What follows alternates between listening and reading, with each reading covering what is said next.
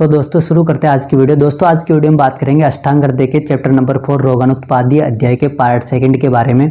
इससे पहले वाली वीडियो में हमने इसी चैप्टर के पार्ट फर्स्ट के बारे में बात करी थी और उसमें हमने देखा था कि अधारणी वेग और धारणी वेग कौन कौन से बताए गए, उनकी संख्या क्या है, उनके नाम जो है क्या क्या बताए गए, उनको रोकने से किस प्रकार के लक्षण जो है शरीर में उत्पन्न होते हैं, किस प्रकार के रोग जो है शरीर में उत्पन्न होते हैं और उनकी अलग अलग प्रकार की चिकित्सा जो है वो क्या बताई गई, इन सब के बारे में हमने देखा था। आज की वीडियो में जो पार्ट सेकंड है उसमें हम देखेंगे कि रसायन और बाजीकरण द्रव्य जो है वो क्या है और उसी के साथ साथ देखेंगे कि संशोधन क्रम जो है वो क्या बताया गया, उसका काल जो है वो क्या है, अलग अलग ऋतुओं के हिसाब से, अलग अलग दोषों के हिसाब से, शरीर की स्थिति के हिसाब से।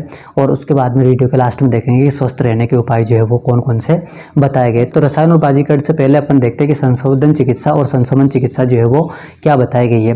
तो संशोधन का मतलब होता है कि ऐसी चिकित्सा जिसके अंतर्गत जो भी दोष प्रकोपित हुआ है या फिर जिस भी दोष से संबंधित रोग है उसमें प्रकोपित होने वाले दोष को अगर शरीर से बाहर निकाल दिया जाता है तो उसको अपन संशोधन चिकित्सा बोलते हैं या फिर उस क्रम को संशोधन क्रम बोलते हैं। जबकि इसके विपरीत अगर संशमन चिकित्सा समन चिकित्सा की बात करें तो समन का मतलब है कि ऐसे औषध आहार विहार जिसकी वजह से शरीर के अंदर प्रकोपित होने वाला दोष को अगर वहाँ शरीर के अंदर ही दबा दिया जाता है तो समन क्रम या संशमन चिकित्सा या समन क्रम के नाम से जानते हैं। अब दोस्तों संशमन चिकित्सा की तुलना में संशोधन चिकित्सा जो है श्रेष्ठ है। क्यों? क्योंकि संशोधन चिकित्सा के अंदर जो भी प्रकोपित दोष है उसको शरीर से बाहर निकालने का काम किया जा रहा है और जब शरीर से बाहर ही निकाल दिया गया है तो उसके दोबारा वापस प्रकोपित होकर के शरीर में रोग उत्पन्न करने की जो संभावना है वो एक तरह से क्या हो जाती है, जीरो हो जाती है। लेकिन अगर संशमन चिकित्सा की बात करें तो संशमन चिकित्सा में दोष शरीर के अंदर ही है, बस उसको सप्रेस किया है, उसको दबाया गया है। तो हो सकता है कि अगर आप आगे शरीर के मिथ्या आहार विहार का सेवन करो या फिर किसी भी तरह का जो है वो विपरीत आहार विहार का सेवन करते हो तो उसकी वजह से क्या होगा, वो दोष जो है वापस प्रकोपित हो सकता है और प्रकोपित होकर के शरीर में जो है वापस रोग की उत्पत्ति कर सकता है। तो इसलिए यहाँ पर जो संशमन चिकित्सा है संशमन चिकित्सा की तुलना में संशोधन चिकित्सा को श्रेष्ठ बताया है। संशमन चिकित्सा से की जाने वाली चिकित्सा में दोष दोबारा से कुपित हो जाता है परंतु संशोधन चिकित्सा में ऐसा नहीं होता। अब दोस्तों देखते हैं कि रसायन और बाजीकरण क्या है।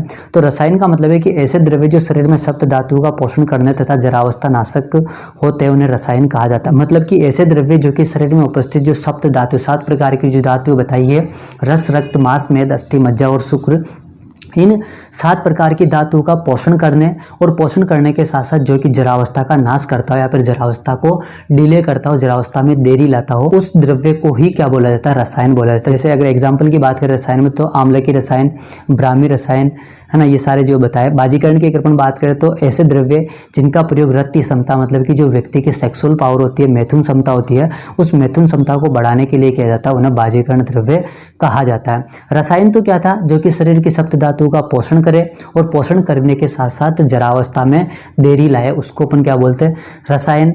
जबकि बाजीकरण की बात करें तो बाजीकरण का प्रयोग करने का जो मुख्य उद्देश्य वो मुख्य उद्देश्य है रति क्षमता या मैथुन क्षमता को या फिर सेक्सुअल पावर को जो है बढ़ाना।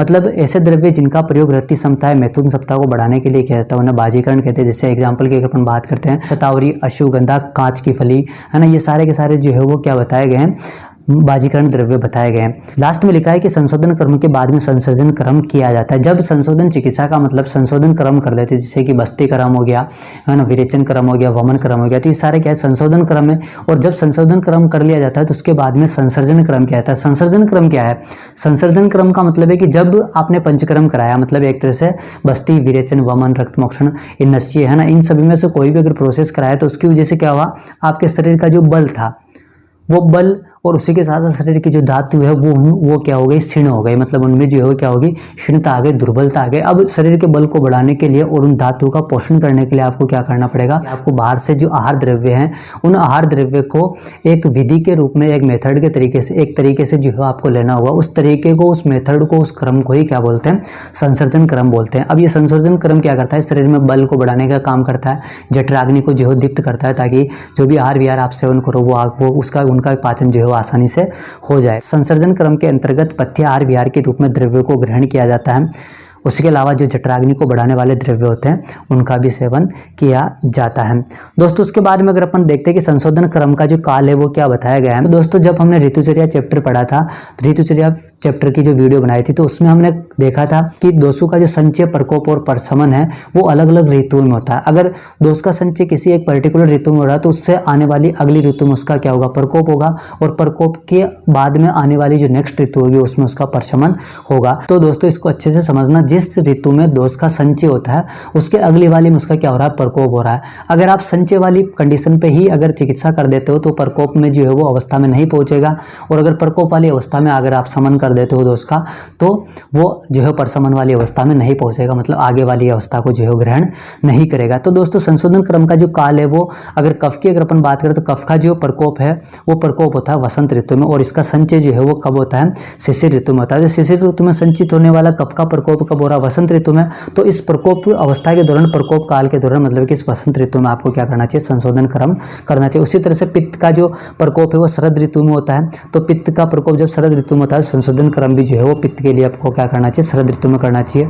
और दोस्तों अगर वात दोष की बात करें तो वात दोष का जो प्रकोप है वर्षा ऋतु में होता है, तो वर्षा ऋतु में आपको संशोधन क्रम करना चाहिए। तो दोस्तों इस तरह से जो है वो अलग अलग ऋतु के हिसाब से आपको वात, पित्त और कफ इन तीनों दोषों की जो है संशोधन चिकित्सा करनी चाहिए। अतः स्पष्ट है कि जिस ऋतु में दोष का संचय होता है उसके तुरंत बाद आने वाली ऋतु में उस दोष का संशोधन चिकित्सा की जाती है। मतलब जिस ऋतु में उसका संचय हुआ उसके अगली वाली ऋतु में उसका प्रकोप हो रहा है तो प्रकोप अवस्था में आपको संशोधन चिकित्सा करना चाहिए, संशोधन क्रम जो है वो करना चाहिए। दोस्तों ये जो ऑर्डर है वो बताया गया है ऋतु का, यहाँ पे शिशिर, वसंत, ग्रीष्म, वर्षा, शरद और हेमंत। इसमें से जो फर्स्ट की 3 ऋतु होती है वो आदन काल की ऋतु होती है, और लास्ट की जो 3 ऋतु है वो कौन कौन सी है, विसर्ग काल की ऋतु है। दोस्तों वीडियो का लास्ट टॉपिक देखते हैं, वो है स्वस्थ रहने के उपाय। तो व्यक्ति जो है स्वस्थ किस किस तरह से रह सकता है उसकी अगर अपन बात करें तो सदा हितकर आहार विहार का सेवन करने वाला मानव, नर और नारी किसी भी कार्य को भलीभांति देखकर करने वाला, नेत्र आदि ज्ञानेंद्रियों के विषयों में आसक्त न रहने वाला, मतलब ये कुछ कार्य बताए जिसकी हेल्प से व्यक्ति स्वस्थ रह सकता है। सदा सत्पात्रों को दान देने वाला, सभी प्राणियों को अपने समान समझने वाला,